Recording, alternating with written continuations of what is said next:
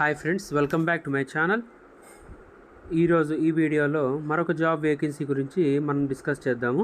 Novo Nordisk అనే company నుంచి associate రోల్కి ఒక మంచి నోటిఫికేషన్ అయితే రిలీజ్ అయింది. ఇది బెంగళూరు లొకేషన్కి అయితే స్పాట్ అయిందనమాట.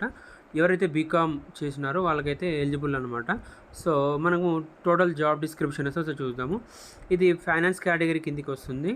సో ఇక్కడ మనకి జాబ్ డిస్క్రిప్షన్ ఒకసారి చూసుకుంటే ఈ పొజిషన్లో handle travelling expenses and auditing and related reporting అనమాట.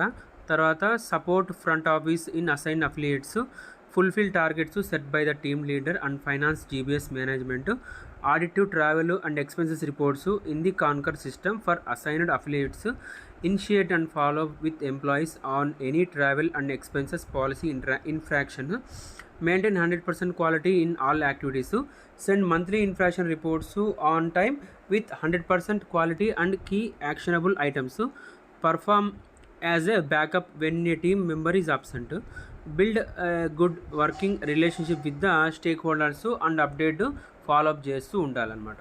సో ఇది మెయిన్గా job description.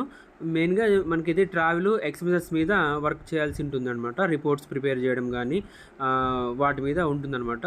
So bachelor of commerce అయితే ఉంటే సరిపోతుంది. తర్వాత 1 to 2 years ఎక్స్పీరియన్స్ ఉండాలన్నమాట. ట్రావెల్ ఎక్స్పెన్సెస్ మీద ఆడిట్ దాని మీద ఎక్స్పీరియన్స్ అయితే ఉండాలి. తర్వాత ప్రిఫరబుల్లీ కాన్కర్ ఎక్స్పెన్సెస్ మీద కొంచెం నాలెడ్జ్ అయితే ఉండాలి. ఈఆర్పి సిస్టమ్స్, ఎస్ఏపి మీద కొంచెం ఎక్స్పీరియన్స్ ఉండాలి. సో ఇది టోటల్గా జాబ్ డిస్క్రిప్షను. తర్వాత క్వాలిఫికేషన్ అనమాట, ఎలాంటి వాళ్ళు అప్లై చేసుకోవాలని. కింద లింక్ అయితే ప్రొవైడ్ చేస్తాను డిస్క్రిప్షన్లో, జాబ్ సంబంధించిన లింక్ అనమాట.